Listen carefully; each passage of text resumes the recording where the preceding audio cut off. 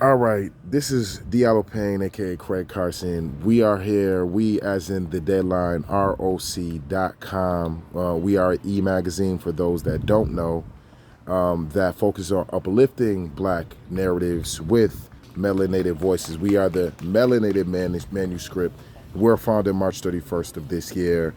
We are bi-weekly e-magazine publication. And so today we have a brother that's going to speak on the topic of epigenetics, a topic that is kind of widely described and deeply detailed in Joy Degruys' post-traumatic slave syndrome book from, I think, 2014. Is that right?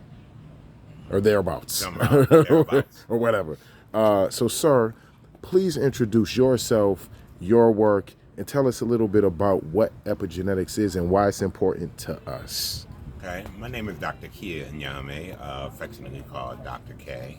I specialize in social, cultural, and multi-generational trauma and the healing from that, as well as, being in health services and leadership coaching and things of that nature.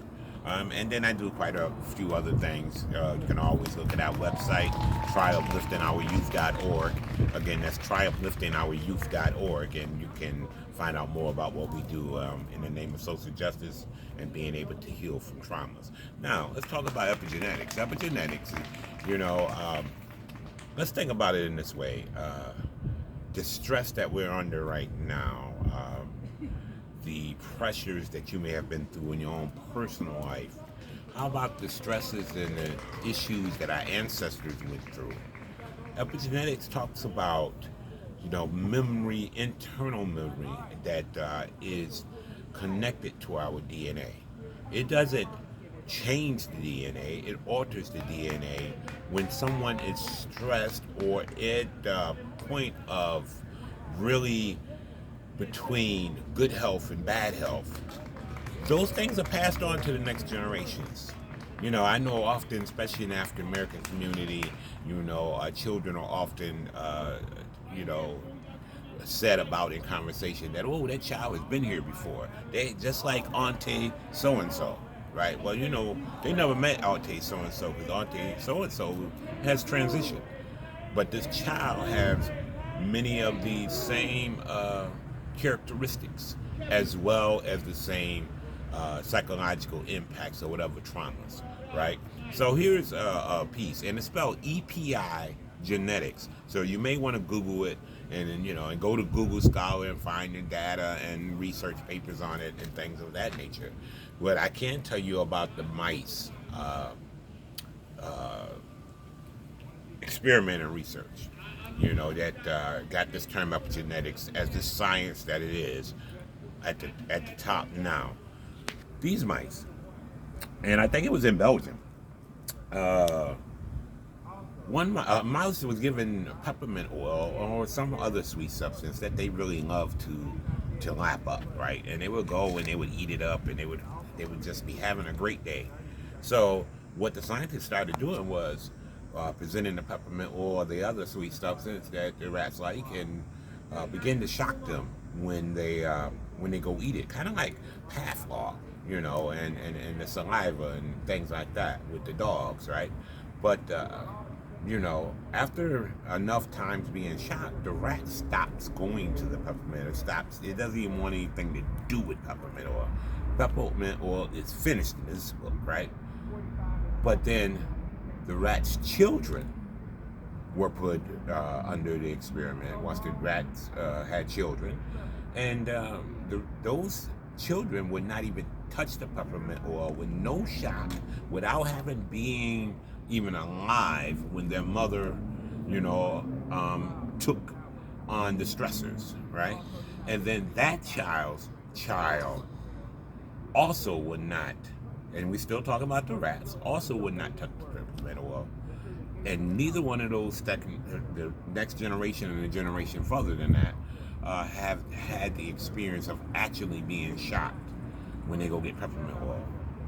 And this is something that they would love. So think about stressors that, particularly in the African American community, that your ancestors may have went through, all the way from not knowing if their kids are going to be home when they get home out of the fields, or if they was up in New York and they get home from doing the maid work or whatever, not knowing if their kids were going to be there, not knowing what other tragedy was going to happen during that day. Watching folks hanged, watching, as a form of discipline, pregnant women being pulled apart by horses, watching babies being stomped. This was all done to keep obedience, for the enslaved people. So imagine all of that. If you don't want to go back to slavery because you're one of the people who say, oh, that was too long ago, which you're wrong. But anyway, if you're one of those people, then think about somebody in your family since you've been alive that something happened to, or maybe even you. If you don't begin to process and learn how to heal thyself, or get to one of, like Sankofa Counseling, where here in Rochester and many places around the country, but here in Rochester, Sankofa Counseling, and start your process, or get with somebody that's knowledgeable and help you start your process of healing, you will pass that impact on to your children and your grandchildren. Well, if you can pass it on to your children and your grandchildren, and then your children and grandchildren never have it taken care of, who do you think they're going to pass it on to? Remember, epigenetics is like a memory, a molecular memory that's attached to your DNA. Think about it like that. So no matter what you do besides the process of healing, if you do nothing, you're just going to pass on what you know. And that's all you can do. So when we talk about epigenetics, we want to understand that many of the things that several generations have went through before you have an adverse reaction to whatever that trauma may be. And it doesn't matter if you're black, white, Asian, it doesn't matter. Whatever ethnic group you belong to in the world, you're human. So being 99.9% the same, you too are impacted by epigenetics. Very nice. And Dr. Kiah, we appreciate all that great information. That was a great analogy, great study. And tell them about your book, and then tell them about also where they can find you so they can get the book and get in touch with you and ask you questions and all of that. Well, for one of the things, if we're just talking about epigenetics and multi-generational trauma, I have taken my personal story, right, and I added it as an autoethnography. We call it an autoethnography. It's a science, and I'm into science that we're talking about. So if you want to learn about something that firsthand happened to some individual that you can maybe relate to, and then also understand the science behind it in regular layman's terms, and this is the book for you. This is the book you can sit down with your children and you can read it together, and you can have this heavy discussions, and discussions in terms that you will understand. All right. Our book is available at tryupliftingouryouth.org. Again, that's tryupliftingouryouth.org. It is also available on the great bookstore of the virtual world, Amazon, as well as in Kindle format. But if you want autograph, go to tryupliftingouryouth.org or get with me at 770-765-5424. One more time with that number. 770-765-5424. Or tryupliftingouryouth.org, and the email is tryupliftingouryouth@gmail. Very nice. Thank you. Our pleasure. Thank you very much, sir. Glad I could be Dr. Kiah Nyame, signing out for the Deadline ROC.com. Peace, brother. Peace.